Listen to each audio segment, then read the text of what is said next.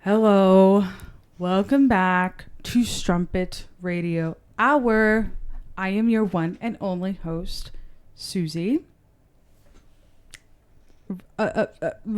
Roll intro because I have no one to riff with. Just kidding, Brendan's here. I'm here.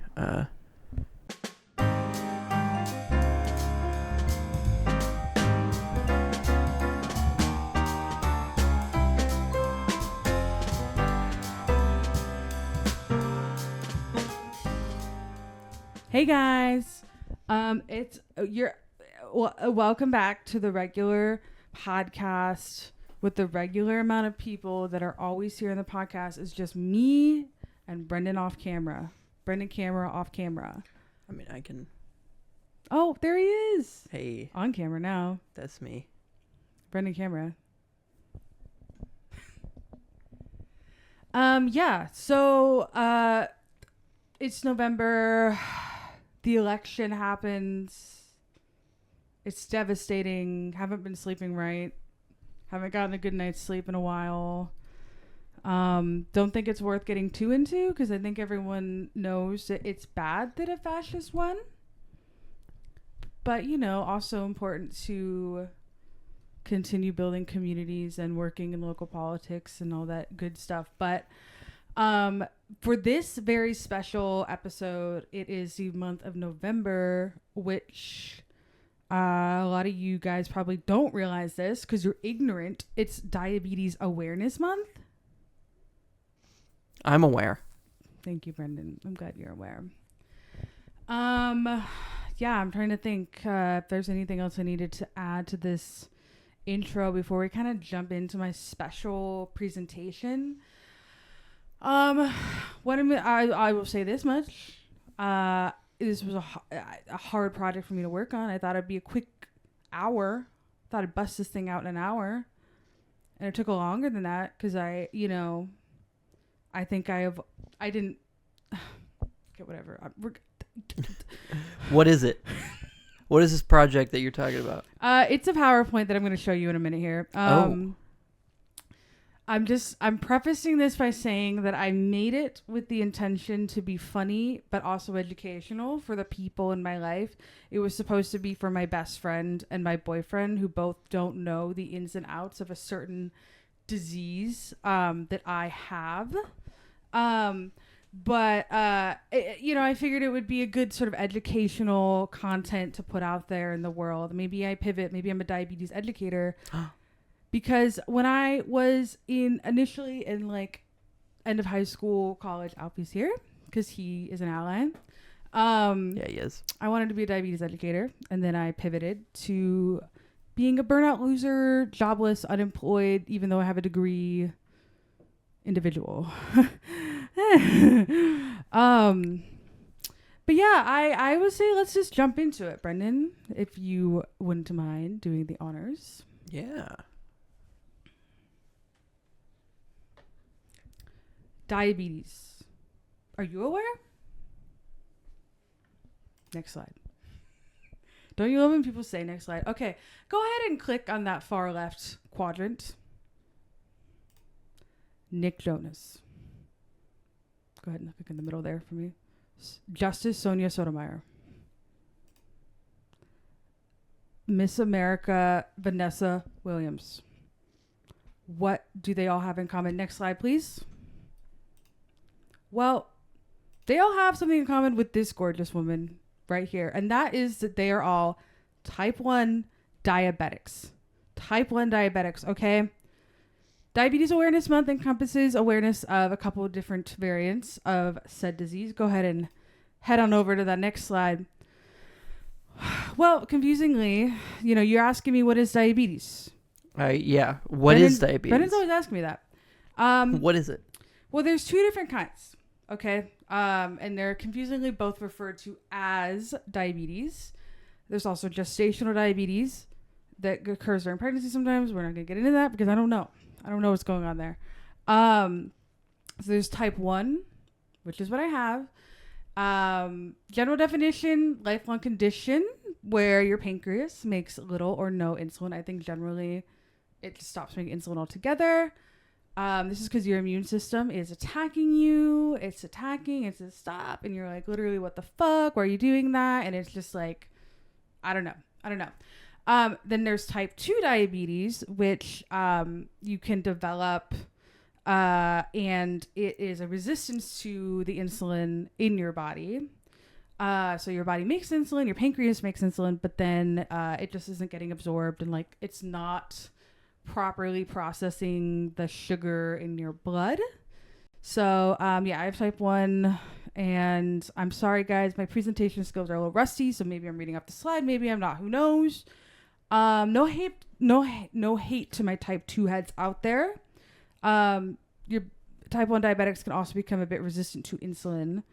But as far as I understand, type 1 diabetics don't develop type 2. You just become more resistant. It's semantics, guys. It's crazy. Yeah. Can you tell me what insulin is? Well, it's a hormone. And I believe I have more information about that in the next slide. Okay. Perfect. Yes. Yeah, I promise not all my slides are this wordy. However, I just felt like I needed to get some general ground rules set about this disease and about the body. I will also say, I'm obviously not a professional. I obviously don't. I don't actually know what I'm talking about. This is based off of the information I was given as a kid, what I remember learning, and some brief internet confirmation of stuff. So again, I might get some of these things a little off, and you're like, what the fuck, bitch? You literally had this disease for almost 20 years, and you're like don't know exactly how it works. I don't know. I function on the day to day. Okay. And we're going to get into the nuances of that a little bit more. Okay. I'm not like a fucking doctor. Okay. Like the body's crazy and it does crazy shit. Okay. I don't get it. But anyways, type 1 diabetes is a chronic condition. In this condition, the pancreas makes little or no insulin. Insulin is a hormone the body uses to allow sugar, glucose, to enter cells to produce energy. Okay? Different factors such as genetics and some viruses may cause type 1 diabetes. Although type 1 diabetes usually appears during childhood or adolescence, it can develop in adults as well. Whoa. Yes, it used to be like, oh, it's juvenile. They used to call it juvenile diabetes. They used to say, oh, you have juvenile diabetes. But then adults started developing it, and it's one of those things where it's kind of, you're just born with it. At least that's what I've been told, because they don't know the cause of it. Okay, bitches. So don't be like, oh, don't take vaccines, because shut the fuck up. They don't know what causes it. Okay. They don't know what causes it. We're just they also living don't know our how to lives. cure it, right? They don't have any cures, but they have treatments that make your life pretty freaking manageable. So yeah, anyways, even after a lot of research, type 1 diabetes has no cure. Treatment is directed towards managing the amount of sugar in the blood using insulin, diet, and lifestyle to prevent complications. So in essence, in order to eat food and continue living, I have to take insulin with every meal. I personally use an insulin pump to administer it, but some people use shots. I also have to monitor my blood sugar throughout the day to confirm that I'm getting the correct amount of insulin and ensure my blood glucose levels, which I refer to as BG for blood glucose for short, aren't getting too high or too low, both of which can cause me to pass out. When did diabetes, specifically I guess both diabetes, when did they start to happen? Like, when's the earliest case of diabetes? Okay, we just hit the 100 year pretty recently. When did diabetes get discovered? Not 250 BC, you guys. That is not the right answer. Guys. Because I could, like, my thought is like, you know, when we didn't know about this, and like when we didn't know how to like create insulin, I assume that we're somehow creating insulin or harvesting insulin from people. Once again, I don't know much. I know some of the stuff, but not a ton. And so I'm just like thinking like the amount of people who just died because they just couldn't produce insulin. No, I mean, that's the thing. So I forgot. So I think it was I just Googled like, when did they find diabetes? But it's confusing because they kind of like have known something about it for quite a while. And then what I was remembering the 100-year thing was, I think when they invented insulin, or like they figured out insulin as a treatment again. don't know this off the top of my head, but I think it was around the 20s, the 1920s, when they were like, oh, we can give insulin to people and it brings them out of their diabetic comas. That's so slay. So yeah, it's what they said in the 20s. That's so slay. Isn't that, yeah. And they were harvesting it from pigs, I believe, was the choice okay. they took it from. Animal choice, poor pigs. And then eventually they were like, we can create this in a lab. Oh, they can just create it in a lab? Yeah, they don't have to get it from pigs anymore. No way. You can be a vegan diabetic. It's possible. That's crazy. It's crazy. Amazing what medical science is capable of. Okay, no more hard questions like that, Brendan. That was really okay. I'm sorry. I'm just trying to. I don't know history. Just kidding. I know some history, not specifics though on diabetes. Okay. Are you ready? Okay. What are my origins? What are my Joker origins, Brendan? Okay, I was diagnosed in December of 2006 at 8 years old. No one else in my family has diabetes, like not even in my extended family, like not even in my far extended family. What's crazy is that there's not even really type 2 diabetes in my family either. So what the fuck? What the fuck? What is this? What the fuck happened, guys? Here's what I'll say. When I was born, this is what my mom says. So again, I could be like getting everything horribly wrong, but my mom says that when I was born, they took some blood. The hospital was like, we are going to collect some blood samples from your child, from your baby. And they were collecting it for just like the study. And I believe it's called the, I don't even want to say the name because I'm going to sound stupid if I get it wrong. Anyways, there's a study they were doing to research like potential causes and like patterns in the development of juvenile diabetes, type 1 diabetes. So they took some blood when I was a baby. And then they came back to my parents and they said, hey, your child has some indicators that means there's a chance they will develop type 1 diabetes, or, they've seen some correlation in these markers indicating type 1 diabetes. Whoa. So my parents did have an inkling that this might happen, which is very beneficial because they didn't, like, they suspected once they started developing some symptoms, they were like, okay, let's get this bitch to the doctor. Now, here's the funny thing. So some of the big symptoms of diabetes, of like, it is drinking a lot of water, peeing, like having to pee literally constantly, getting bits of like shakiness, getting really sluggish, rapid weight loss. And I distinctly remember having to drink tons and tons of water, or I was always thirsty, always drinking something. Peeing all the time, getting up to pee constantly in the middle of the night, and then like being out and about, and then suddenly being like, I don't feel right. Like I would just like, and the people around me were like, that's crazy that you feel that way.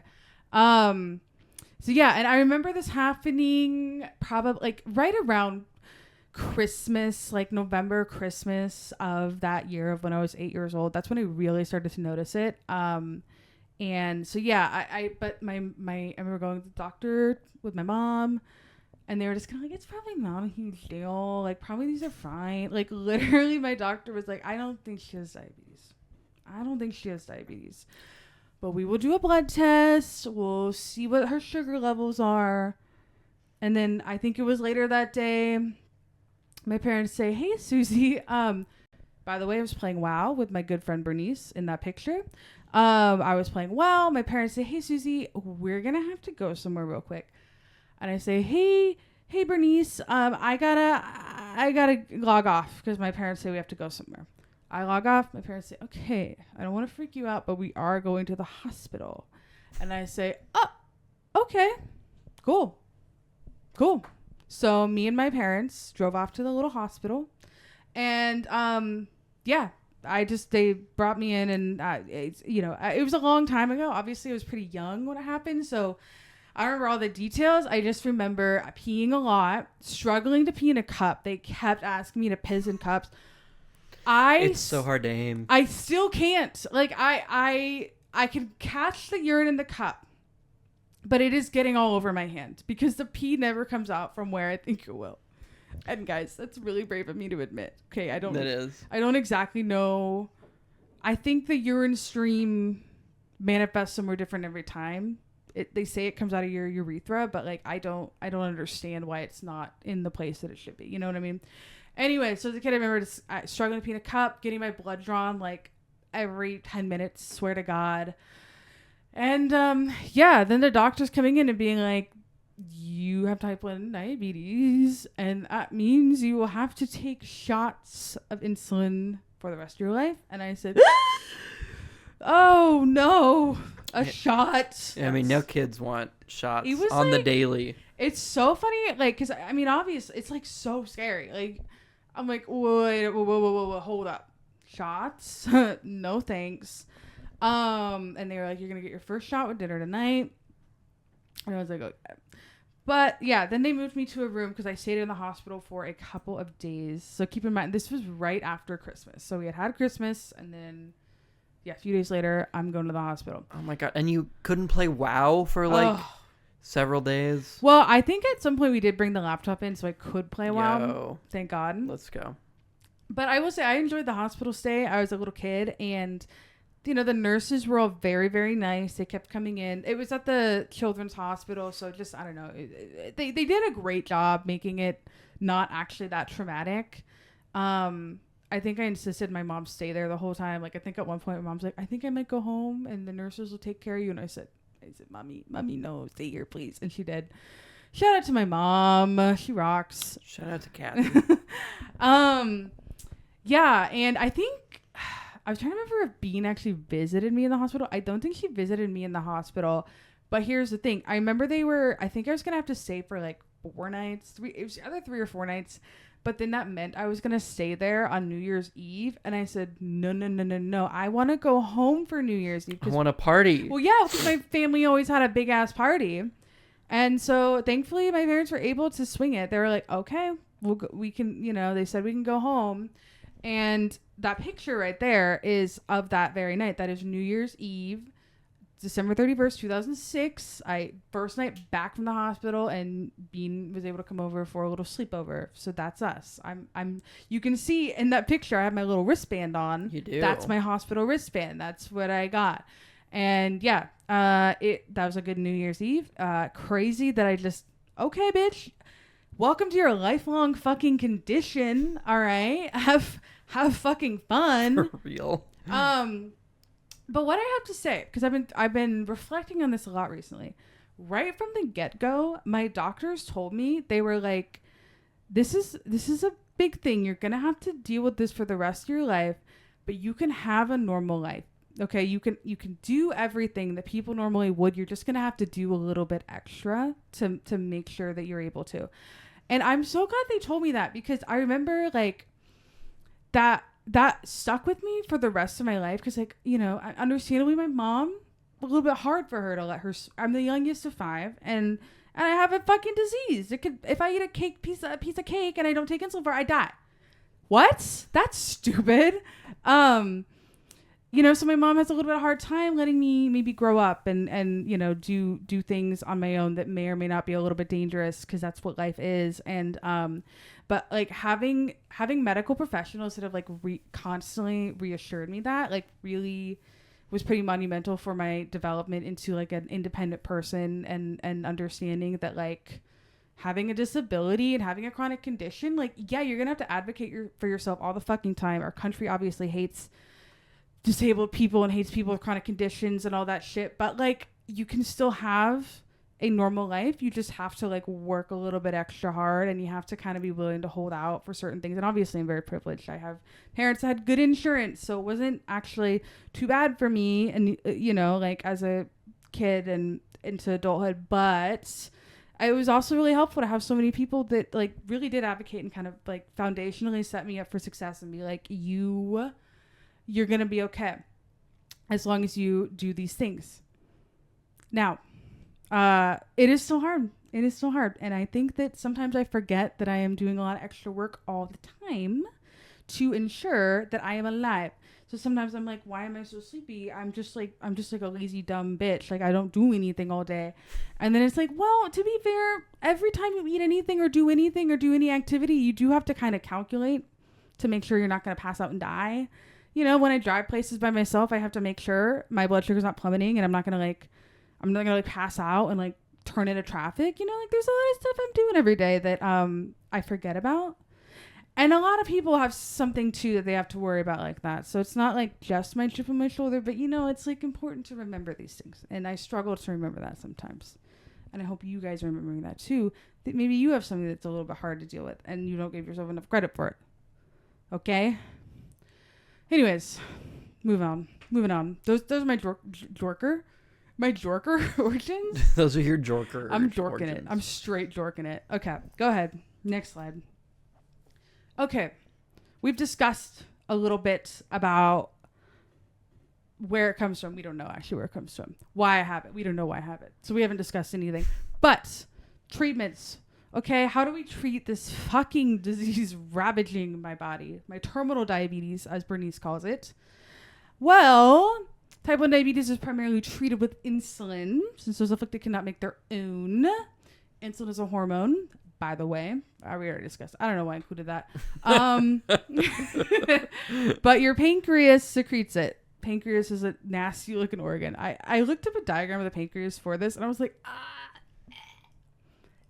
me looking at a picture of a pancreas.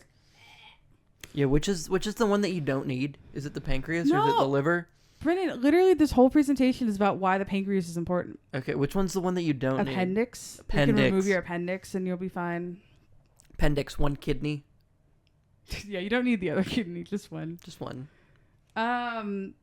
Okay, treating diabetes involves a lot of replicating and predicting the way the body would naturally administer insulin through the use of an insulin pump or shots. Now let me see. Shots. Everybody. Literally me all day, every day. Yeah, okay, let's just jump into our first treatment here. First treatment option. Next slide, babe. Okay, shots. Okay. Again, this is all personal experience. I actually don't know how accurate all of this is. They started me off with shots. I think generally speaking, they start you off with shots because it's less complicated in terms of setup.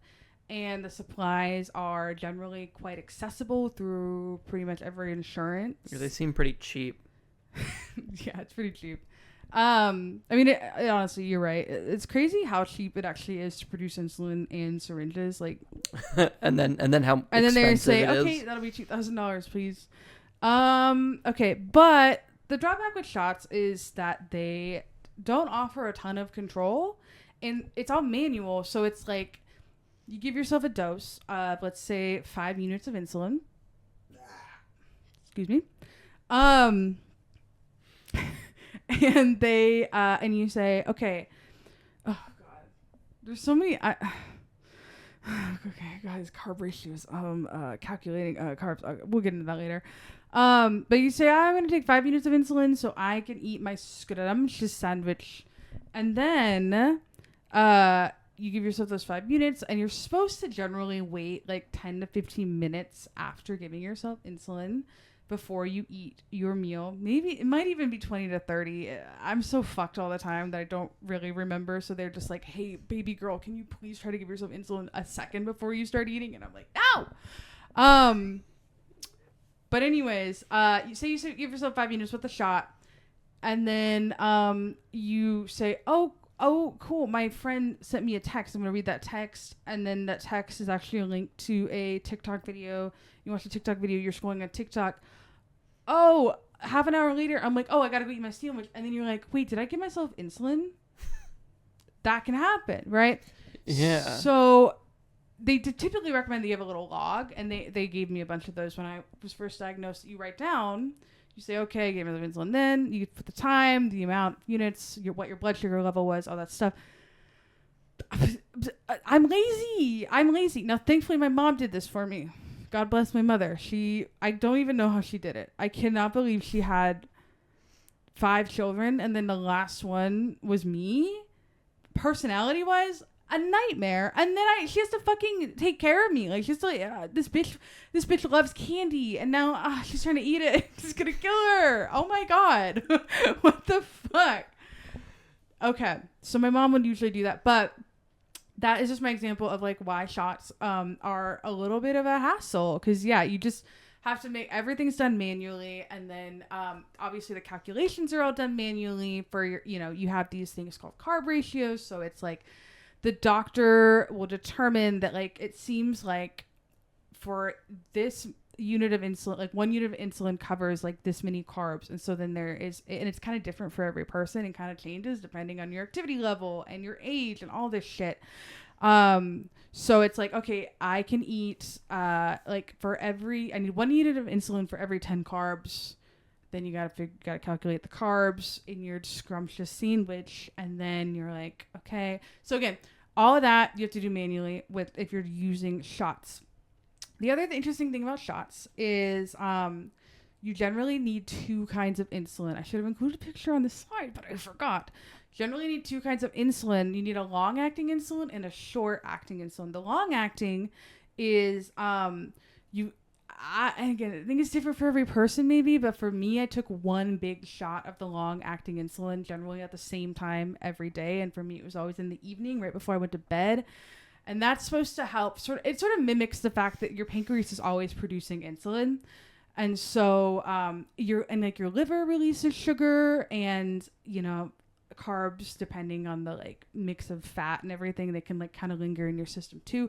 So the long acting kind of helps regulate and replicate what your pancreas would normally do. And then the short acting is what you take for meals, and then potentially corrections are what you call when you have to give yourself more insulin because your blood sugar's a little high or a lot high. Me sometimes when I accidentally eat something, I forget to give myself insulin for it. Let me think what else. I said more freedom of movement and less error caused by pump malfunction. So like when I was younger, there's a couple of summers where I was like, you know what? I want to go swimming a bunch. So I was like going to the lake and shit all the time. And at the time I was using a kind of insulin pump that had a long tube, and the tube attached to a site on my body that had it had like a little clip basically. And then the actual pump looked like a pager. It was kind of big and clunky. And I was just going swimming a lot, and I was wearing like shorts and dresses that didn't necessarily have pockets and stuff that could hold that insulin pump. So then I would go to shots like during the summer because I was just like, you know what? I would love the freedom and I don't want to worry about that insulin pump and plugging back in and all that stuff. So I'd go on shots for the summer, and then during the school year, go back to the insulin pump because, that's what I did at the time. We'll get into it a little bit more when I discuss the insulin pumps, but the technology has changed, and there's a lot more freedom in insulin pumps than there kind of previously were. So that's kind of cool. Yeah. Let me see what else. No, I think I pretty much got all my big bullets in my notes. So yeah. Okay, let's go to our next treatment. Go ahead. Sorry. Yeah, question. I do have a question. Question from the crowd. If you're like basically diagnosed with diabetes, like there's no getting around shots, right? Yeah. You just gotta. Yeah. Well, and there might be some cases. I swear to God, I remember there being like going to some sort of like convention or symposium or something where they were talking about like inhalable insulin, and I wonder if that's like a thing. Let me see. Inhalable. Yeah, I do know that my grandmother developed type 2 diabetes, which is different. She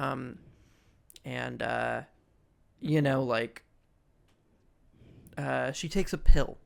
She has a pill. Yeah, I mean, I think that's type 2 diabetes being so much about the insulin resistance. I think that's a treatment. Your body just doesn't produce it. Yeah. Ooh, can you repeat what you just said to me? Yeah, I was saying that type 2 is resistant, whereas type 1 is your body just doesn't produce it. Yeah, so I would presume, because I don't know much about the treatments for type 2, I would presume that is just a medication that helps her body absorb the insulin better rather than being insulin itself. I do believe inhalable insulin is something that exists But it does seem like it's not, like, I have not personally met anyone that uses it. So yeah, I think, and I would also presume that they don't give that. I think shots are just kind of a guaranteed, like, you have diabetes, you are taking those shots. I'm sorry, you're gonna have to be kind of the bravest person ever. You got to get over your fear. And I did. I mean, that's the part of me that just like, oh, I roll my eyes. I'm such a bitch about it. But like when people go to, like, I have adults to go to the doctor and like get their blood drawn and get a flu shot, and they're like, I'm so scared of needles. I'm like, I actually don't give a shit. I actually could care less. I hope they poked you in the eye. You know, like, you need to grow the fuck up and remember that other people maybe have to do this on the daily. God damn. I'm sorry. That was really that was really aggressive. And I stand by it. Yeah. I think you should. All right. Okay. All right. Now moving on to the insulin pump. Okay. Offers way more control. As I was describing the scenario of forgetting whether or not you gave yourself insulin, this fucking machine has that shit built into it. You will always know if you gave yourself insulin. You know exactly how much insulin you gave, and it calculates the active insulin. So it calculates like how much insulin is like still in your system based on your you know, again, your doctor helps you kind of set all the settings up, but you can kind of determine like how long does insulin last in my system, along with obviously what I was describing of being like your sensitivity and your ratios and all those little numbers and calculations that have to be done to try to control your blood sugar as effectively as possible. Way easier to administer. When you use a pump, generally each pump insertion site will last 3 days, and that site is inserted with a needle. But again, I'm generalizing based on my personal experience. I'm sorry if this isn't accurate for everything, but in my experience, you use a needle, and again, all that, like, it used to be way more manual and kind of like gruesome how you'd have to like insert the needle at an angle, and then you'd pull the needle out and a tube is left behind. Now again, it's like so quick, like you almost don't feel it. Super fast, done all automated within the machine itself. But yeah, then there's just a thin little tube that's left behind, like just under your skin. And then when you go and, you know, give yourself, it's called, and I don't think I said this, when you give yourself insulin for a meal on the insulin pump, they call it a bolus. Why? I don't know. Guys, I don't know. And I didn't bother to look it up. I'm sorry. Okay, I'm sorry. And then, you know, if your blood sugar is too high, that's a correction bolus. It's called a correction. Okay. And wearing an insulin pump does make you seem like a cyborg. Kind of cool. That's kind of badass. Yeah. That's kind of badass. You know, a big drawback, of course, is that it's expensive technology. Or at least a pain in the ass to get your insurance to cover it because it's so expensive. Many a time I have actually had to go back to using shots because my insurance was taking forever to like refill the correct supplies or just like whatever dumb bullshit. It's so weird. And it's like this is life-saving technology or anything. And they're like, well, bitch, you can just use a shot. Okay, so you want me to die? It is pretty crazy that we like have this technology and we're like, yeah, but what if we could get some more money for it? Yeah, what if we charged a little extra for it? They have to use it. Guys, it's a genius plan because they need it to live. Or they'll die. Kind of a slow, painful death.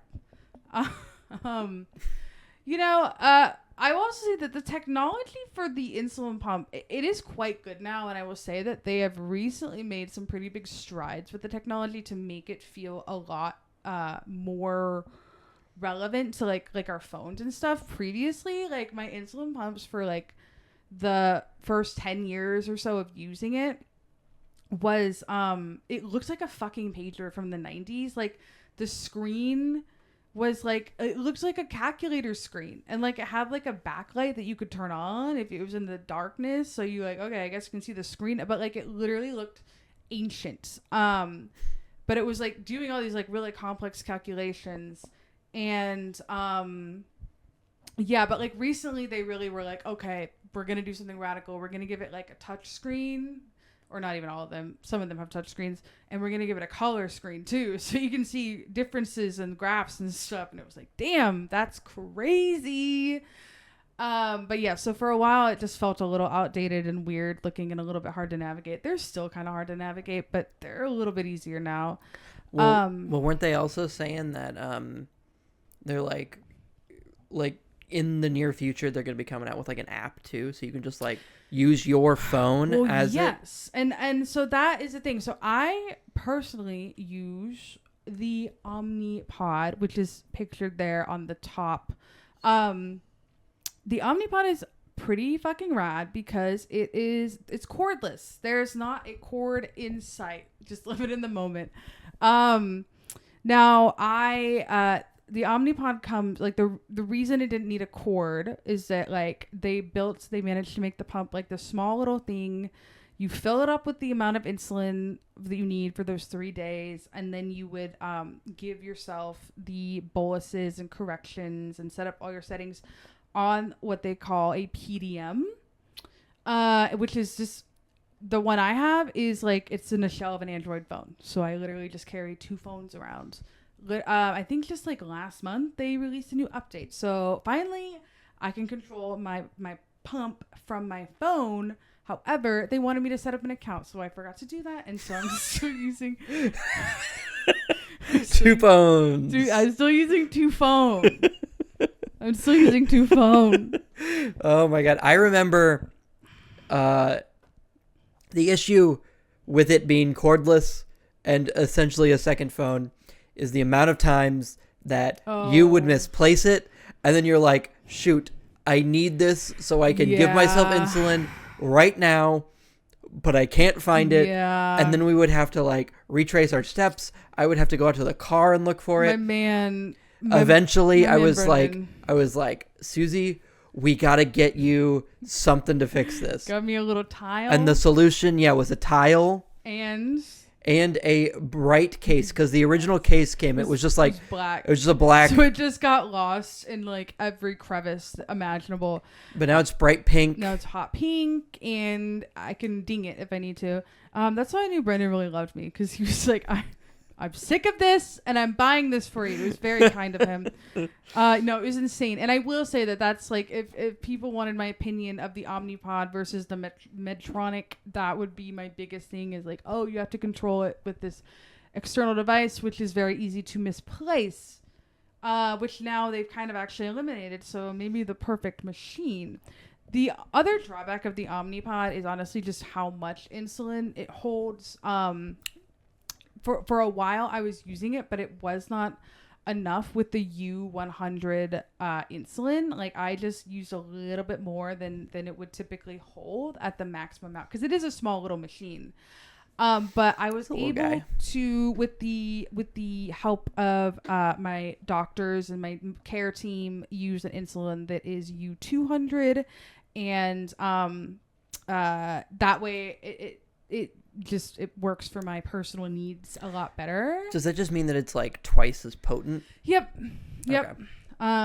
Which I didn't know that existed until they brought it up, because I was like, oh yeah, I do have trouble with the pod. I do remember it like not really lasting the 3 days. Yeah, it only lasts 2 days, not the full 3. And they're like, oh well, here's an option. We got it.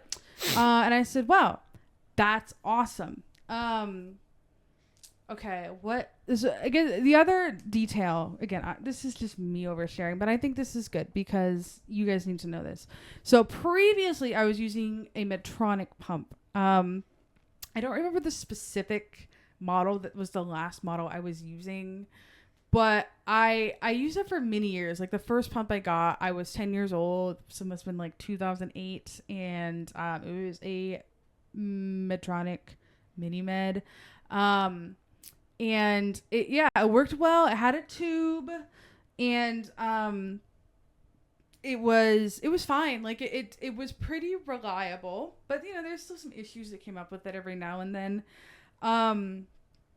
But I think just by the end, it seemed like when they updated it, like they were trying to like, again, this kind of goes into technology can get wonky. Like they were trying to update it to be more compatible and like work better with the continuous glucose monitor system that I will go into in the next slide in a minute here.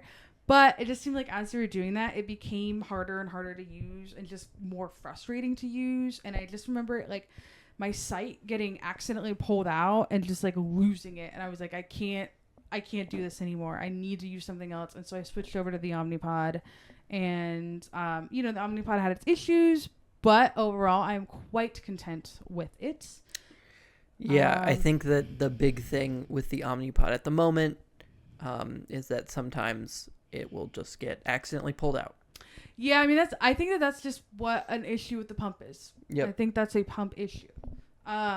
That's just sort of the risk you run with it. And the worst part about it is that when it's in, and then it gets pulled out, you can't like, then it's just dead. You can't like have it reseat itself. It's just like, oh, well, it's out. It's out. I guess we have to, and that's how you like lose money or whatever. But yeah, I mean, it's complicated in terms of like, you can sometimes get your insurance to replace it if it pulls out and stuff. It's just more work. Yep. Let me see if there's, I guess the last thing being overall, I am a pump supremacist. I would much prefer to use a pump than to do shots all the time. Than shots. I'll say it. I'm not afraid to say it. I guess the other thing I should say though, in terms of like using an insulin pump versus shots, is there have been times where I did my insulin pump, filled it up, and I've already said this once, but like you typically refer to where your pump sits or where it connects to your body as the insertion site. Sometimes and this used to happen more with the older pumps. I think it's less likely to happen now, but it used to be like you'd insert it and sometimes the tube that's supposed to go into your skin would get fucked up. It would get kinked, or maybe it like just wouldn't go all the way in, or it would pull out a little bit and then kind of still be stuck to your skin. And so then you go the entire day thinking you're taking your insulin like you should, yada, yada, yada. I'm taking my insulin. My blood sugar's been over 600 for a couple hours now. Context, your blood sugar should be like 100, ideally. Oh, no, that's really bad. I feel very sick. And you just didn't know because it's like, you just couldn't tell. You couldn't feel it. And the one time I've ever passed out was because of that exact thing where I think I might have also just been sick from something else. No, I wasn't. I think it was just literally just eating candy or something. It was like Valentine's Day. And then, my pump was not inserted quite properly and it was running very high. And then, I passed out. And then my mom was like, oh my God. And so then we gave myself a shot, because with shots, the insulin's getting into you. You just see it. You plunge that needle into your flesh. So there's no denying that insulin's in your body. That's maybe a reason that I think they have you start with shots as well, is because it's like there's no room. There's not as much room for user error is what I should say. Anyways, that does not happen. That hasn't happened to me in a long time. Yeah. Okay. I think that's just really cool that you've only passed out one time. I know. One time from diabetes related issues, because I guess I passed out from like the flu one time. It hardly counts. Yeah. Hardly counts. Anyway. Moving on. Okay. Continuous glucose monitor, a CGM, as they are referred to. Wow. What can I say about the CGM other than that this is kind of the game changer? Hard to say whether or not the insulin pump or the CGM is a bigger game changer, though I actually would probably put my money on CGMs being the game changer. You know, maybe it's not even a question. Maybe the CGM just is the bigger game changer, because used to be when you want to check your blood sugar, which is something you need to be doing all the time because your blood sugar is the indicator of, do I need to take a correction? Do I need to eat something now? What's happening? You know, like, where am I at? Are my ratios correct? you need to check your blood sugar, and you would have to do that by pricking your finger and tapping this little strip to a drop of blood. It's a whole thing, very easy to screw up, so fucking annoying, and honestly pretty painful. Like, your fingers get used up. They are sore. They have been juiced for their blood so many times. So they invented this nifty little device where you insert it with like the biggest, scariest looking needle I've ever seen in my life. It is so scary looking. Thankfully, the mechanics are pretty good, so not usually too painful. Sometimes it is, but it's not usually too painful. And then it leaves this wire that sits in this tissue, and it can measure your blood sugar levels within the fluid in that tissue. It's crazy. It's crazy, you guys. I don't know how they did that. Sorry, guys. Stalling. Sorry. Seeing if I have any notes about this. I don't know. Yeah, the data, it just gives you a lot of data. And notably, like, before using a CGM, when I went to bed at night, I would check my blood sugar before bed if I was good about it. Sometimes I would forget. Check my blood sugar before bed, and it's like, let's say it's like 100, which is like good. But like, you know, we consider low to be around the 70. And it's like, okay, well, I hope I did everything right today. I'm going to go to bed. Let's hope my blood sugar doesn't crash in the middle of the night and I don't wake up from it and then I die. Let's hope that doesn't happen. And that's what my mom thought. So maybe for almost the entire time that I lived with my parents after being diagnosed with diabetes, my mom would wake up in the middle of the night to check my blood sugar when I was asleep. Maybe she did that. Did she prick you? She pricked my little finger and checked my blood sugar. So yeah, I learned how to sleep through it, guys. Yeah, my mom was stealing my blood in the middle of the night, and I slept through it.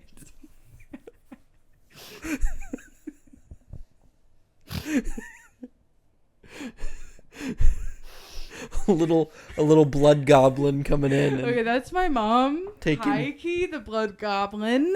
Taking your blood. Stealing my blood. And look, she only took a little bit. Only the smallest amount. Didn't want it all. She did not want it all. And again, I can't blame her for that, right? Like, that is a necessary evil of diabetes. I mean, you know what's funny is I was I think it was the Ryan and Shane The Watcher. The Watcher, thank you. I was like, it's not BuzzFeed Unsolved, it's the other thing. They were reading a story about somebody that had gone to diabetes camp, which is a real thing. If your kids have diabetes, but you want to go to summer camp and you don't want them to die, you send them to diabetes camp. Anyways, in their story, they were talking about how, like, during the night, they would have their blood sugar checked, like, you know, while they were sleeping. And it was just so funny because Ryan and Shane were like freaking out about that. They're like, what the fuck? What is happening? Which it is. It's kind of insane.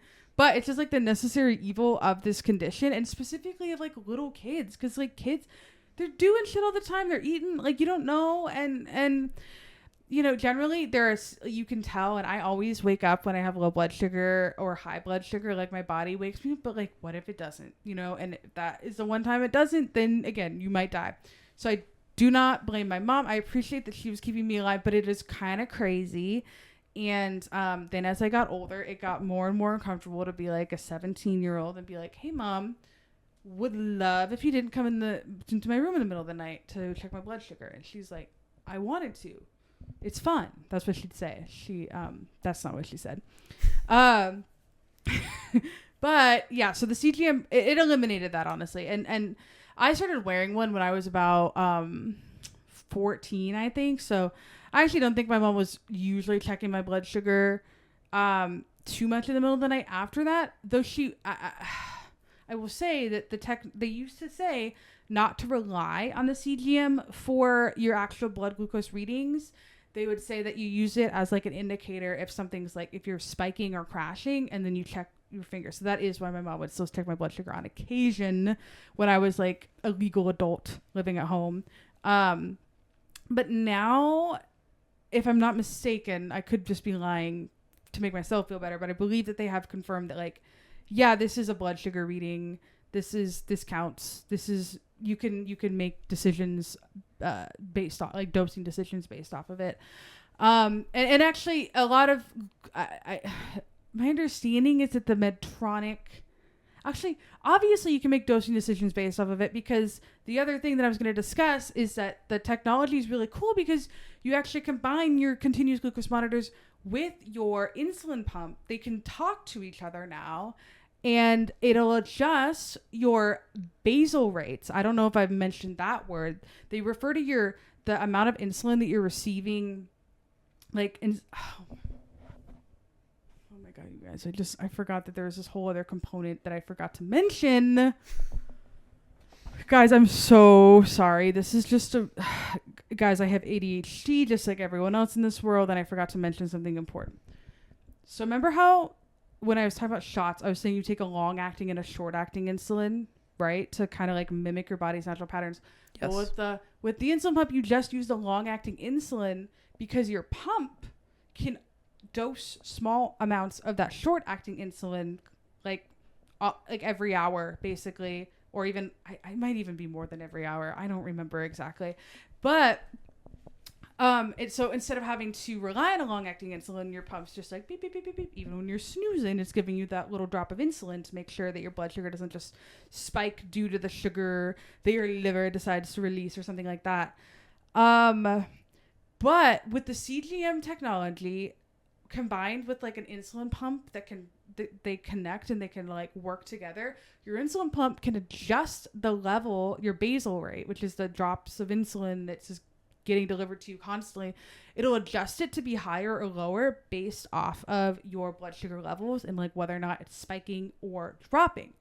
And so some technology, like some pumps do this system that's like where it's like really strong, where I think it'll even, I actually don't think they've like brought to market a pump that can fully, like where you just like eat a meal and you don't dose for it. Like I don't think that exists quite yet, but I believe that like that's where we're trying to get the technology to go, where eventually it's like you have a pancreas effectively that you don't have to do anything with, because it's just monitoring your blood sugar and dosing insulin based off of like your rates. But again, we're not there yet.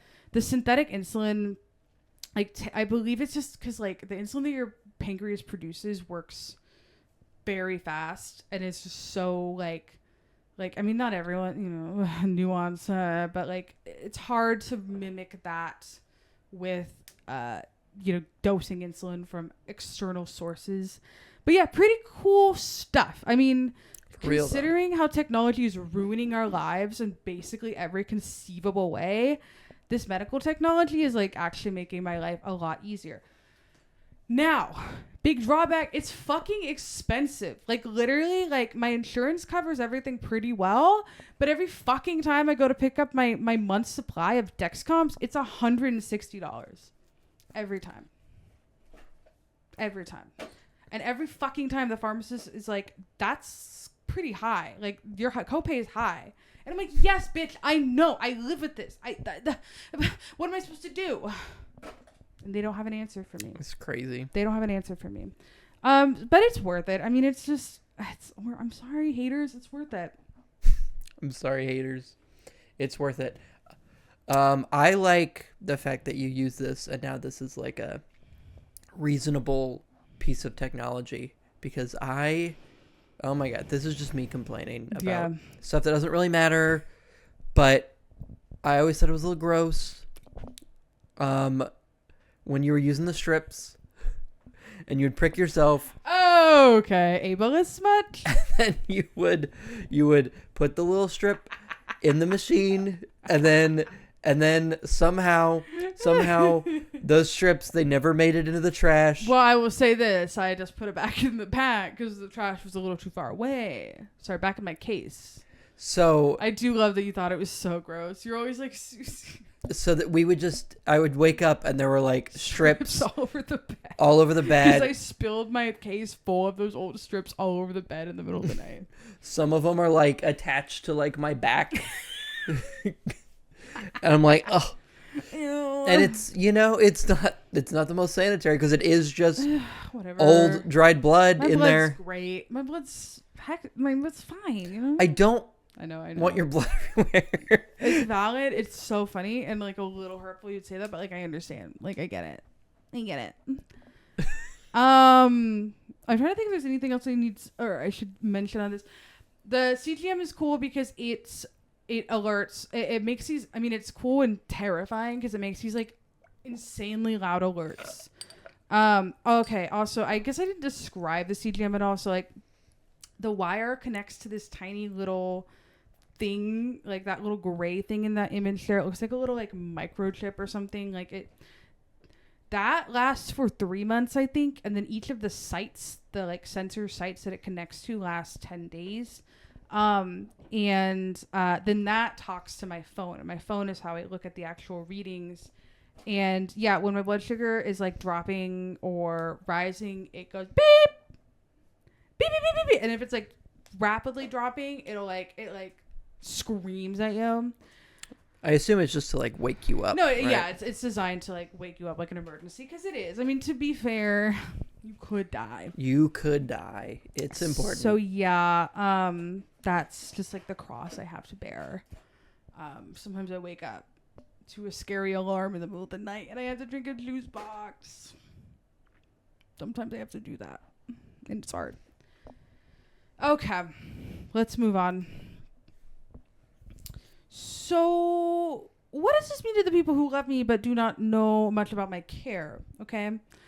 Because that's what prompted this whole fucking thing, was I realized that, like, in particular, Brendan and Bernice are two people that know and love me deeply, but I do not think necessarily understand the specific nuances of, like, my actual care and goals, which is understandable because I don't share them, because it's a lot. It's really annoying to explain, and it's a lot for people to have to handle. I mean, I think Brendan has picked up a lot just by being around me all the time, but I wanted to give kind of a lowdown of like what I'm actually trying to accomplish. So then, like, when you do ask me about these things, like, hey, is your blood sugar okay, you understand more what I'm describing, rather than me just being like, yeah, it's fine, it's actually fine. And then I'm like really grouchy because it's actually really low and I need sugar immediately, and then being a bitch because of it. Okay. The basics are that I generally want my BG levels to be between 90 milligrams per deciliter and like 150 ideally. But I always think that if anywhere between like 80 and 200, I'm like doing pretty good. Again, these goals are kind of different for everybody, but like this is what I find to be very manageable and reasonable expectations. And like just for going about my current life, like this is what I want. This is what I'm trying to accomplish. So sometimes, these are my notes. I don't know what I wrote. Sometimes I have dumb brain and I give myself insulin for something, but I forget to actually eat it. 'Cause I maybe do that more than I would care to admit. Like, it happens. Okay. Or I give myself too much, maybe. Like you learn early on, you know, you have to reference all kinds of guides. You have to read nutrition labels. You have to try to understand how many carbs are and everything. But I actually have a pretty good baseline understanding, and my ability to carb count and like guess how many carbs are in something are pretty good. Like, I'm pretty solid at it. But sometimes I just like make a mistake, or I like think I'm going to eat more than I actually do. So I give myself too much. Or this is another fun thing that happens when you work out. Sometimes your body, it like causes your body to be like less resistant to insulin than it normally is, or the insulin in your body gets like used more efficiently. And then it's like, it just crashes your blood sugar, which is really, really cool. I can usually feel this happening. I don't think that's a cool thing, Susie. Huh? I don't think that's a cool thing. No, it's not. It's actually not. I can usually feel this like happening like when I'm dropping, because I get shaky, I get lightheaded. I can just kind of like, it's harder to think. Sometimes I get sweaty if it gets too low. Like, I just become like drenched in sweat. It's kind of crazy. And then I generally, to treat this, I reach for my trusty little fruit snacks. I'm always carrying around these little packs of fruit snacks. They're awesome. I use fruit snacks because they last for a really long time. You can fit a little pack of like Welch's fruit snacks or whatever the fuck Right now, they're Sonic. They're Sonic the Hedgehog. That's what we found. They're awesome. They taste great. These are generally in packs. Like the fruit snacks themselves are packaged in 20 like the package has 20 carbs, which is kind of the perfect amount. Generally, when you are crashing, you are wanting to take a dose. You eat 20 carbs of fast acting sugar, and then you wait like 20 minutes to ensure that your blood sugar is in fact going up instead of down. So the quick acting sugar is also a crucial part, because sometimes when you're dropping, people are like, oh, let me get you something to eat, and understandably people don't like intuitively know what to get you to eat. So things like fruit snacks or juice are kind of the big ones. Like juice is also it's just pure liquid sugar. Juice probably is actually even a little better than fruit snacks, maybe because it's just quicker in the body. It's just harder to take places. Exactly. I used to carry around like juice boxes and cans of juice, but they sometimes explode in my bags, and then they're just like heavier and stuff. So I like my little fruit snacks. I love that your mom always calls them candy. Yeah. Get your candy. Get your candy. Kathy, this is a fruit snack. I will say probably the thing that I should carry around that would be like supreme is they actually have these things called glucose tablets. And that is like made of the quickest acting sugar there is, maybe ever. I don't know if that's true, but like ever. But it just works super fast. I don't love them because they're these like big chalky tablets, and you have to eat like 4 of them. Bean always says that she really loves the taste of them. Like she would always like eat them. Like I would have like big things of them on my nightstand, and she'd come over and she'd eat them up because she was a little gremlin like that. And they did come in good flavors because they're kind of like a compacted pixie stick almost. Oh. Yeah, it's interesting. Let's see. So generally I try to prevent the crashes when I'm working out, because I'd say that is the most frustrating. Like that, the times where I generally like or genuinely am like I don't want to be like this, are like when I'm like on a hike.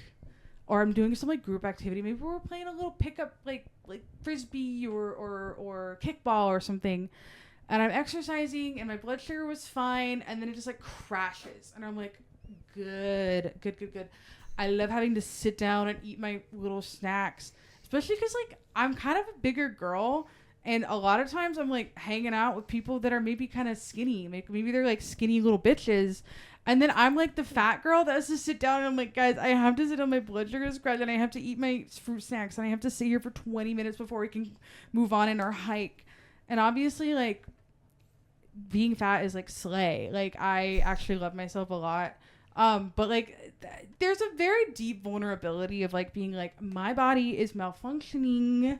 I have to sit here and eat my snacks, okay, to ensure that I don't die. And yeah, it's candy, and I love candy, okay? I love my little candy.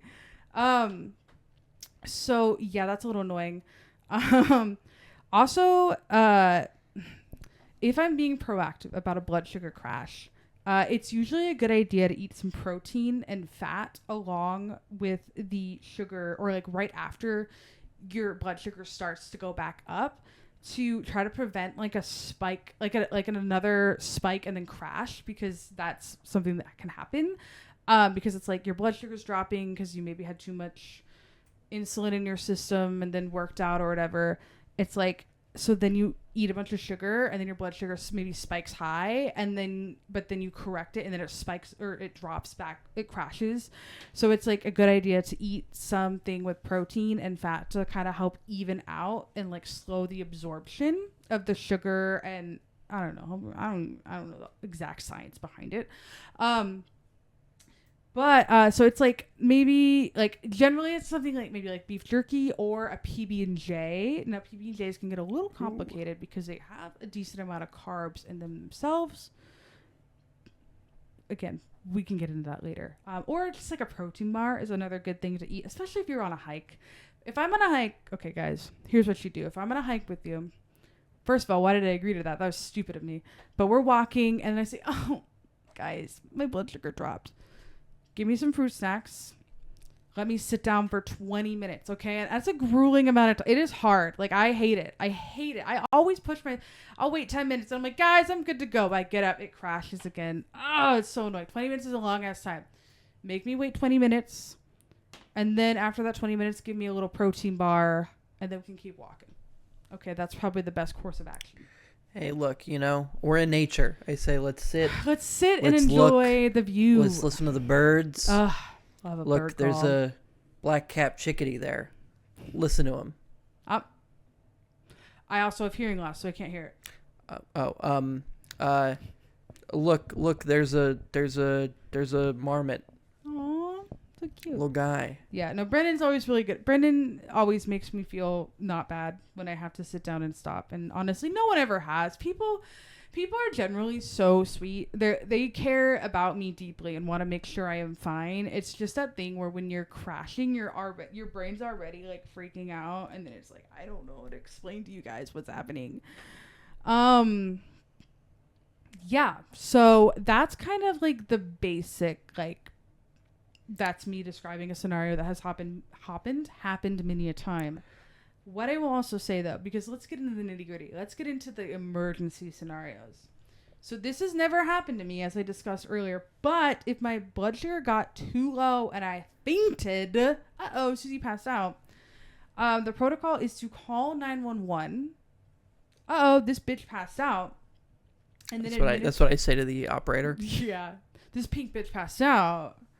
And then administer my glucagon. Glucagon, interesting shit. It causes the liver to release sugar, which works very fast and like revives you quite quickly. I carry something called Baqsimi. I think that's how you say it. Could be wrong.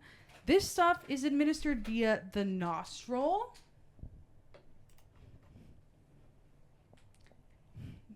And it has instructions on it. Again, I've never used it, but I believe you hold device between fingers and thumb, insert tip into one nostril, firmly push plunger all the way in. So you're supposed to do that, and then that should revive me like almost immediately. And then the paramedics will get there, and you say, "Hey, listen, I gave her this Baqsimi and you just say actually glucagon," and then they should say, "Great. Let's make sure she's okay." And they check my vitals. And yeah. So that's never had to happen. Thank God. But that's kind of like the emergency protocol. That's what my mom was always like so scared would happen. So that's for all my haters in case you see me passed out in the ditch. It's for all the haters. That's for all the haters out there. Okay, if I have high blood sugar, oh my God, I hate when I have high blood sugar. It happens more than it should. Anyways, I was just thinking. It happens more than it should. And what's really fucking awful is that high blood sugar begets high blood sugar. So like once your blood sugar starts to spike too high, your body becomes more resistant to insulin. And so then, my blood sugar's at 300 and spiking. Shit, I gotta give myself a correction bolus. So my pump's like, okay, your correction bolus is this much. But because my blood sugar's spiking like shit, the insulin isn't working as well. So then I need more insulin, and it's such a nightmare because then it's also like it takes at least an hour for it to like even start to come down. And usually it takes much longer. Usually my whole fucking evening is ruined from this fucking high blood sugar. And hello, are you looking at something? No. Okay, Brendan was leaning over. Looked like he was looking at something. I wanted to know. I was looking at the time on the app. Okay, well, it's gonna be an 8-hour episode. Okay, fucking deal with it. Okay, if you fucking love me, you're gonna fucking deal with it. Anyways, funny story though, because one time Bernice and I went to a Thai restaurant because we love Thai food, and guess what? We also love Thai iced tea. What is Thai iced tea? Basically, just black tea, some milk, and like a fuck ton of sugar. I mean, there's more to it. I don't mean to diminish how wonderful of a drink it is. I'm sorry, guys, I didn't mean to be offensive. I just meant that it has a lot of sugar in it and is so fucking good. But this restaurant had unlimited refills. I've never seen that in my life, and because of that, Bean and I probably both drank like 4. Like that is a lot of sugar, and Thai food, like any basically any food from a restaurant is gonna have like a higher fat content, and the carbs tend to be a lot higher, and that makes it even harder to dose for the food. And then in addition to that, I drank 4 Thai iced teas. So my blood sugar got so high, and I was so sick for like the rest of because this was like lunch, basically like well into the evening. I had to call out of work because I was so sick. Like I was supposed to go to work at like 6 p.m. that night, but my blood sugar was still so high, and I was like feeling so sick. So those Thai iced teas kind of like ruined me, but like it was a little bit worth it because they were like so delicious. But I just say that to articulate like, when I have high blood sugar and I feel shitty, like unfortunately that is how it is. And then it's also just like a guessing game because I'm like, and that's where the drawback of the pump comes in, because then sometimes I'm like, wait, shit, is it my pump? Like, is it my pump site that's fucked up? Is that why the insulin's not getting in? And I think most recently that is why I had like about a high blood sugar, because I was like, shit, my insulin pump pulled out a little bit, the insertion site, a nightmare. Or you have to wonder, did the insulin itself go bad? Maybe I put in some insulin that had gone stale. Is it not working as well? So yeah, really cool. A cool guessing game. Every single day of my life is a new experiment, a new guessing game. But you know what? We persevere. You're doing great. Thank you. I appreciate that. Okay. Brendan, there's one more slide, if you would please. Okay. Now the question you've all been wondering. Brendan, if you could please hit on the left side of the screen here. Okay, if you could now next please hit on the upper right-hand side of the screen. And now the bottom right quadrant. Is Susie taking Ozempic? Because she's kind of a skinny legend. I know you guys have been wondering this, okay? We've all heard of Ozempic, right? We all know that it is a medicine made for diabetics. I believe more so with the intention for type 2 diabetics, because it's supposed to help with insulin resistance. But I'm a diabetic of any kind. Is she taking it? Comment down below what you think. No, I don't. Guys, don't. That's going to hurt my feelings. Unless you say, yeah, because she's so skinny. You guys, I actually am not on Ozempic. But my doctor did ask me if I wanted it. And I said, so I can be skinny? And she said, no, because you are clearly like struggling to manage your blood sugars.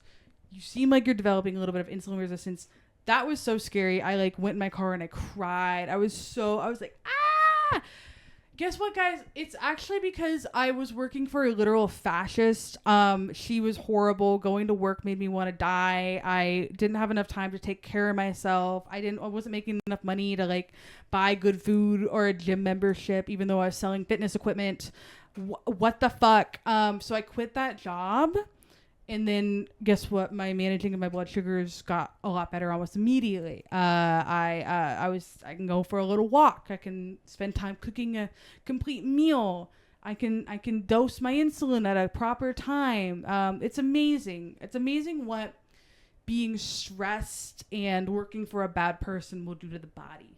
Okay. Yeah, and I think that's the moral of the story here. Yeah. I mean, obviously this is not just a story. This is your life. This is my fucking life. But yeah, I think that, it's kind of like the moral of the story. Like, even if you don't have type 1 diabetes, right? If you work for someone horrible person who is bad and they stress you out a lot, it will take a mental toll on your like a mental health. And physical toll. Yeah. Yeah. And shout out to Bernice here. Damn. Just kidding. Damn, that was crazy. Just kidding. Bean works a lot. No, but it's true. Like it's, and I will say that that's sort of a weird blessing of my condition, is that I am so aware of like the effects that my circumstances have on my physical health. Like I think it's really easy to lose sight of that. you're just like, oh, whatever. But it's like, I have to be so keenly aware of like, oh, wow, I'm noticing that like every single day, like my blood sugar's like spiking a lot. And then I'm really struggling to like keep it at within range and all this stuff. And yeah, it was just wacky. I mean, it was like kind of crazy how much like quitting a bad job did for my health. It did wonders for my health. So I stand by my decision to be unemployed currently, because that's the other thing for me is like, and I think that's part of advocacy when you have like a chronic condition or a disability like this is, you know, you do have to advocate for yourself, and sometimes that means like holding out for a job that is the right fit for you, and that like because I like what I am looking for is for an employer that like respects and understands like I need a certain amount of flexibility within my schedule. Like I can't always account for my health to be like great if I'm expected to get up like super early every single day when like that's not something that like works well for me. Like that's the other thing. I feel like I'm being gaslit constantly by society, because like if I wake up early, I don't care if I've gotten like 8 or 9 hours of sleep, my blood sugar is bad. Like it is shit garbage like the entire fucking day. But like if I wake up at like 9, maybe even 10, I've had jobs where I like start in the afternoon. I wake up at 10, I'm good to go. I'm healthy, I'm happy, I'm thriving.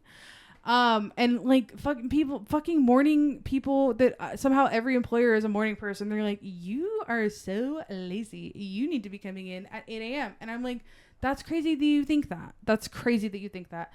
But then there's a lot of jobs where that's actually not the case. And you can kind of set your own hours, but it's just like harder to find them. It's harder to source them. So that's where I'm at currently, you guys. If you know anyone that's hiring that like, I'm not even asking to come in at 11 every day. I'm just like, maybe start after 9. Okay. I would love to get myself a good 8 hours of sleep and not have to go to bed at 6 p.m. Sorry guys, I got to turn in for the night at 6 p.m. I kind of have to do that on occasion. I feel really bad. I'm sorry, Brendan. But yeah, I mean, that's that. I don't know what the point of this was other than to tell you why I am the victim of society.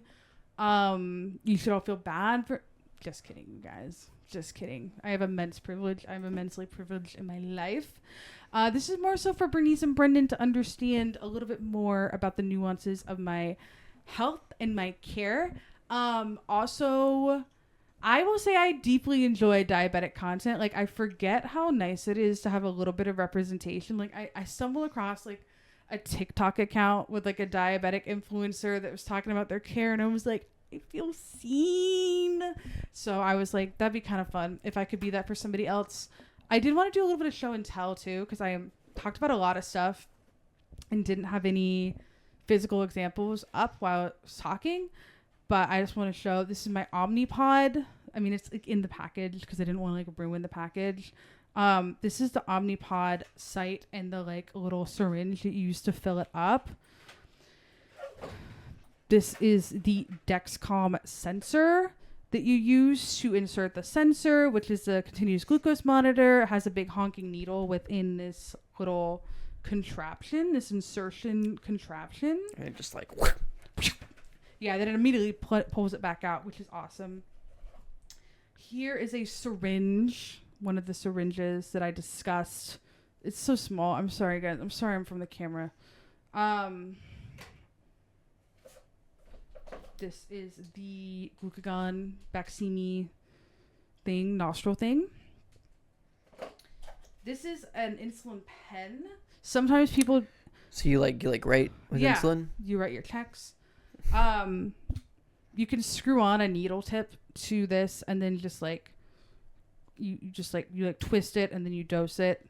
So sometimes you'll see people that use shots and like it's not necessarily a shot in a syringe, it'll be a shot in one of these pens with like a needle on the end of it.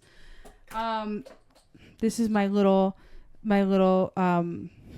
glucose meter kit. The one that I fill up with the bloody test strips and that Brendan dislikes. The one that I complain about, yeah. That I dislike, that he dislikes that I do that. And he says, and you dislike that I complain about that. Well, Brendan says, I wish you weren't disabled. He said that to me. No, he didn't. He never said that. Could you imagine? Brendan, I love you so much. I wish you weren't disabled. That'd be crazy. Well, don't you wish that too, Susan? Yeah, I mean, it's interesting. That poses like this conversation of like, disability and stuff. And like, yeah, I guess fundamentally it would be nice to like not have to worry so much about this stuff all the time.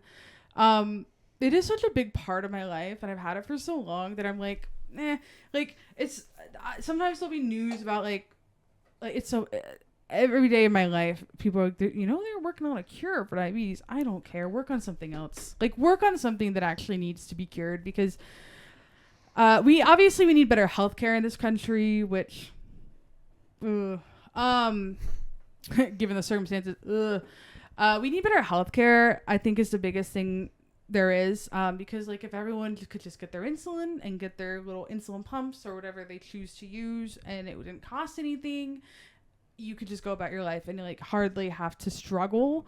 And people having a better understanding for different types of conditions, because I think that's the other thing is like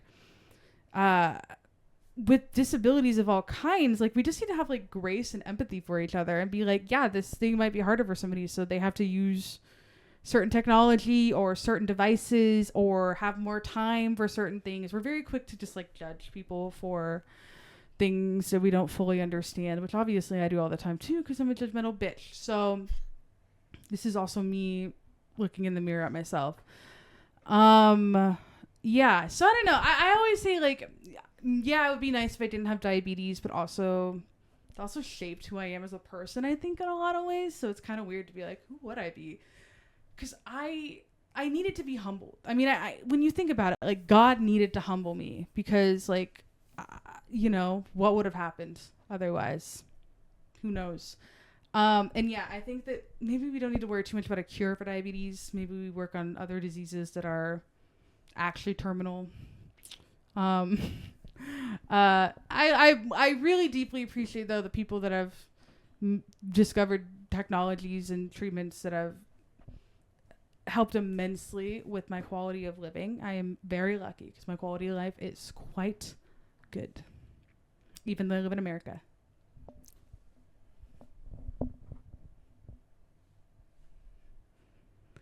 I'm trying to think if there's anything else I wanted to bring up in this conversation. It feels a little funny to have this whole episode. I mean, I'm glad Brendan and Alfie are here. It definitely feels like more sincere and vulnerable when it's just me talking about a medical condition that I've dealt with for almost 20 years. I don't know, Brendan. What do you got? Got anything? No, I mean, I'm glad that treatment exists so that we can, have people like you in the world. Oh, that was sweet. It was really sweet, guys. I'm being sincere. But yeah, now you're all aware. You guys are fucking aware, like whether you want to be or not. Like you're fucking aware of what's going on. You're all aware. So now I should add, I have to give a huge shout out to Nick Jonas, because I think he did it. He really brought the awareness up like crazy. Let's go, Nick Jonas. Now, what I will say, the saddest thing of all is that like I didn't grow up with cable. That was another way my parents tried to humble me, despite the fact that I was like overwhelmingly spoiled.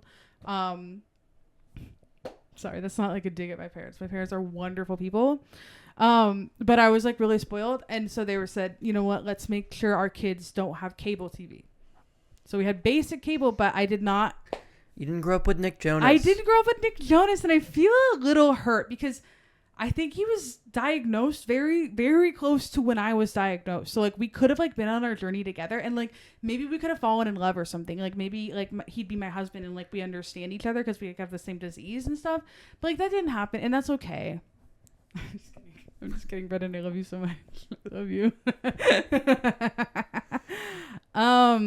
Yeah, I don't think Nick Jonas's wife has type 1 diabetes. I don't think she does either. And can I say something? Is like I don't have that many diabetic friends.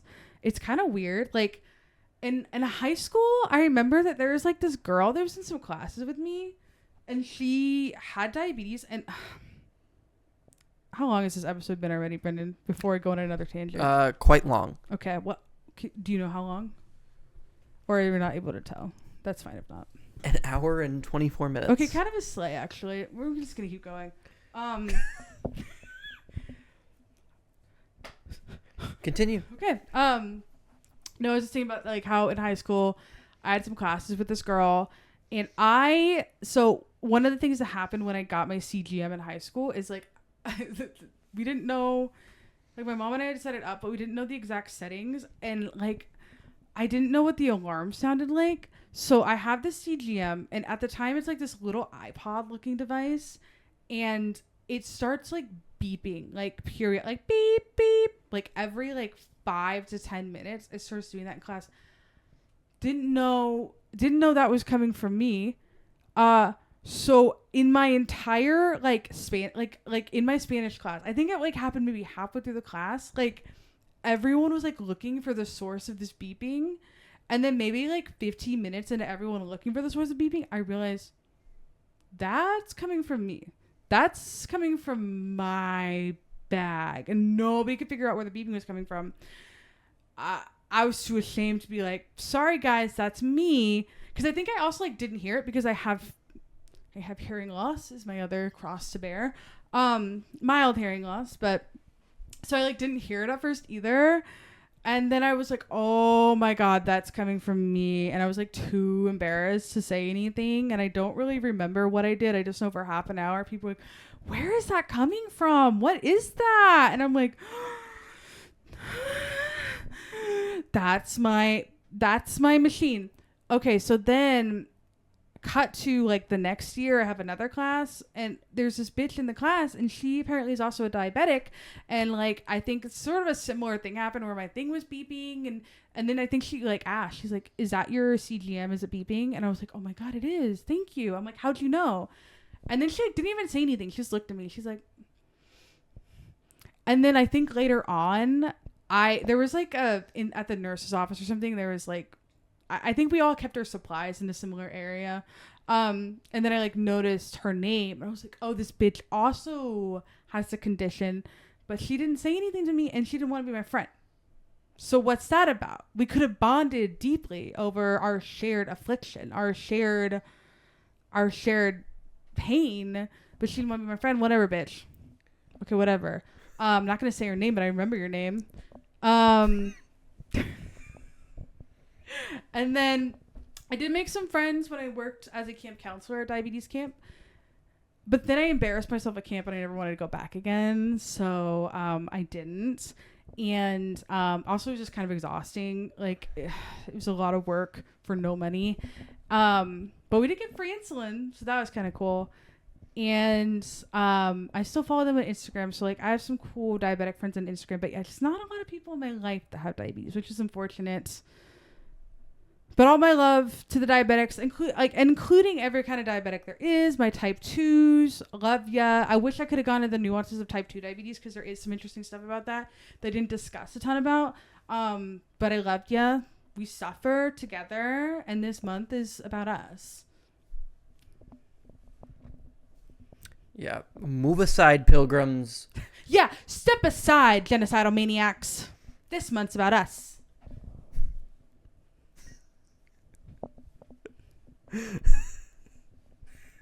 What do you think, Brendan? Was that a good episode or what? I think it was great. Thanks. I think it was great. Yeah.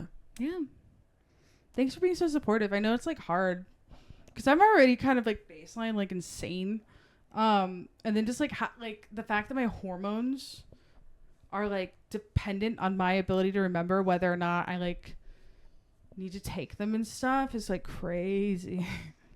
That's crazy. It's pretty crazy that like you can just die because like your hormones are out of whack. Right? God. Don't even get me started.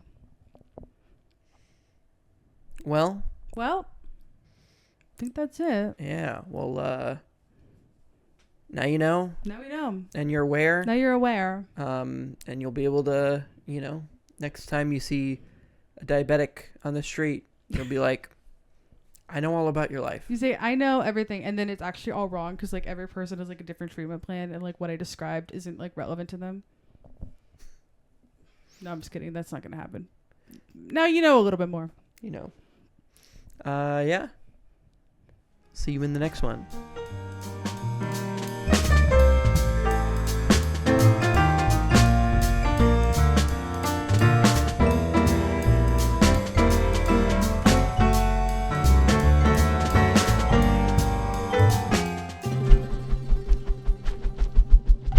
This has been a Brendan Sauer production.